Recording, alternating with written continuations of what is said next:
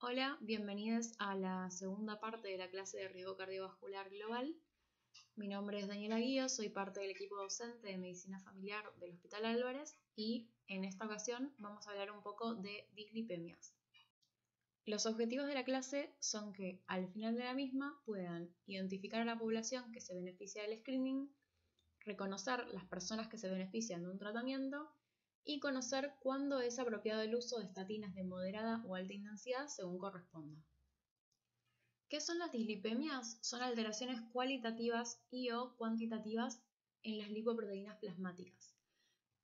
Esto es importante porque, contextualizando, las enfermedades cardiovasculares son la primera causa de muerte y los niveles altos de LDL son el factor individual más relevante para el desarrollo de la enfermedad aterosclerótica.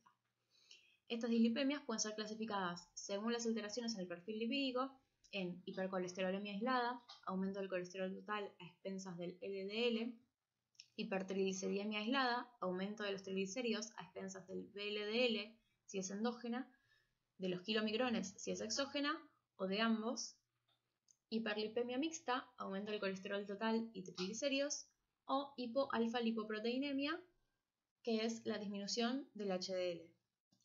También pueden ser clasificadas según etiología en primarias, que serían las de causa genética, y secundarias a alguna enfermedad o algún factor de riesgo que tenga el paciente, como diabetes tipo 2, enfermedad renal, hipotiroidismo, colestasis, enfermedades autoinmunes como lupus eritematoso sistémico, artritis reumatoidea o psoriasis, a hábitos como por ejemplo el consumo de alcohol, el sedentarismo o el tabaquismo y al uso de determinados fármacos. Acá podemos ver una lista de fármacos que se asocian con dislipemias.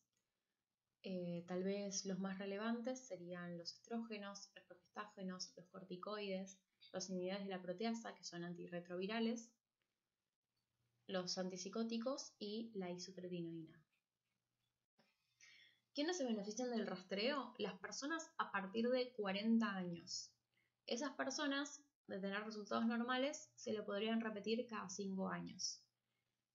Pero los que tengan valores de laboratorio cercanos a los que justifiquen el inicio de un tratamiento farmacológico o personas con factores de riesgo cardiovascular podrían hacérselo más frecuentemente.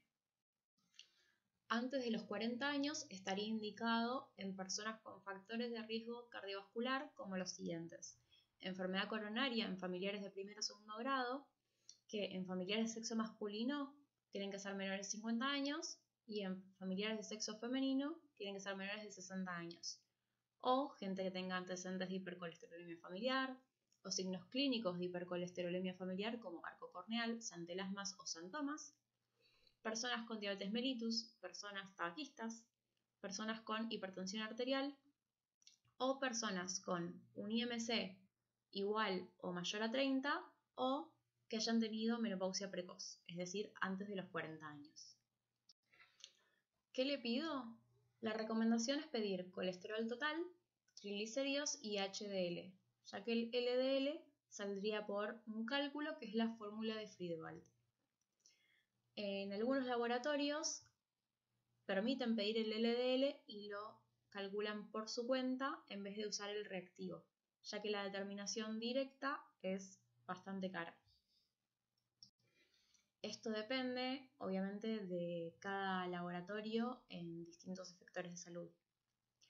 Y si viniera valores patológicos, el diagnóstico se hace en base a 2 determinaciones distintas en un lapso de 2 a 3 semanas. ¿Qué hago si me viene una determinación por encima del valor normal en una persona sin enfermedad cardiovascular? Habrán visto estas recomendaciones de la Guía de Práctica Clínica de Riesgo Cardiovascular Global puestas en la clase anterior de Riesgo Cardiovascular Global. La forma de resumir esto, para tenerlo más claro, si uno lo piensa desde la perspectiva de alguien con valores de laboratorio alterado, es con el siguiente cuadro. En pacientes sin enfermedad cardiovascular establecida, si esos pacientes tienen un LDL de 190 o más o un colesterol total de 300 o más, no requieren ningún factor de riesgo más para que yo le indique estatinas, que pueden ser de moderada o de alta intensidad. En estos pacientes yo debería derivarlos a un especialista para evaluarlos por hipercolesterolemia familiar, ya que son valores muy elevados. En pacientes que tienen valores entre 160 y 189 de LDL o de colesterol total entre 240 y 299, yo tengo que ver qué edad tienen. Si tienen entre 40 y 69 años y tienen dos de los siguientes factores de riesgo: hipertensión, tabaquismo, sexo masculino, sobrepeso u obesidad y antecedentes heredofamiliares de primer grado de enfermedad cardiovascular precoz, que es menos de 50 años en hombres y menos de 60 años en mujeres, o menopausia antes de los 40 años, cualquiera de esos dos que tenga ya justifica iniciar estatinas de moderada intensidad. Sin embargo, si yo tengo un LDL de 160 a 189 o un colesterol total de 240 o 299 en un paciente mayor a 70 años, ya con un factor de riesgo que sea hipertensión arterial, tabaquismo o sobrepeso u obesidad, estoy justificada para darle estatinas de moderada intensidad. Por afuera de eso, puede ser que mi LDL o mi colesterol total no caigan en estas clasificaciones, que estén por encima del valor normal, pero que no lleguen a 160 el LDL o a 240 el colesterol total, pero que si yo lo uso para ingresarlo en la calculadora de riesgo cardiovascular de la OMS, me dé un riesgo cardiovascular mayor al 10%. Y en ese caso también es indicación de iniciar estatinas de moderada intensidad. ¿Y qué hacemos con personas que tienen enfermedad cardiovascular establecida, ya sea coronaria, cerebrovascular isquémica o arterial periférica sintomática? Estos pacientes, independientemente de su valor de LDL, van a recibir estatinas de alta intensidad, ya que disminuyen los eventos cardiovasculares y también disminuyen la mortalidad cardiovascular y total. Estos pacientes sí van a ser seguidos con perfil lipídico, pero ya que hayan tenido un evento cardiovascular, les indica estatinas de alta intensidad. Las estatinas se dividen de baja intensidad, moderada intensidad o alta intensidad según el grado de descenso de LDL. Las estatinas de moderada intensidad que nosotros usamos son atorvastatina, que para moderada intensidad va a tener que ser de 10 a 20 miligramos día, o rosuvastatina de 5 a 10 miligramos día. En pacientes con enfermedad cardiovascular establecida que van a tener indicadas de alta intensidad, puede ser atorvastatina de 40 a 80 miligramos día o puede ser otra elección, la rosuvastatina de 20 a 40 miligramos por día. Con respecto a los efectos adversos de las estatinas, los más frecuentes son los gastrointestinales, náuseas, vómitos, diarrea, pero también se pueden presentar miopatías que van desde mialgia, que es un dolor que no eleva ninguna enzima muscular, pasando por miositis hasta rhabdomiólisis, en el cual los niveles de CK se elevan 10 veces por el límite superior normal y se asocia a una insuficiencia renal. Esto es bastante raro, la incidencia de la rhabdomiólisis es de 1 en 1.000.000.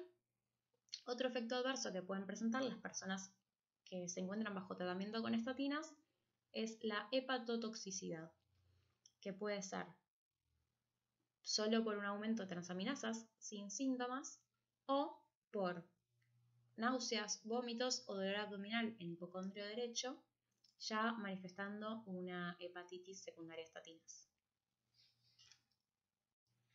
Es importante entonces que al indicar esta medicación al paciente, si bien son efectos adversos raros, se avise y se den estas pautas de alarma de que si tiene dolor muscular asociado a orina color T o un cuadro de náuseas, vómitos y dolor abdominal, que más frecuentemente va a ser en hipocondrio derecho, que concurra a una guardia. En caso de enfermedad hepática activa o embarazo, las estatinas están contraindicadas. Hay que remarcar que estos fármacos son seguros, entonces se recomienda no realizar determinaciones sistemáticas para monitorear efectos adversos durante el seguimiento, como hepatograma o CPK.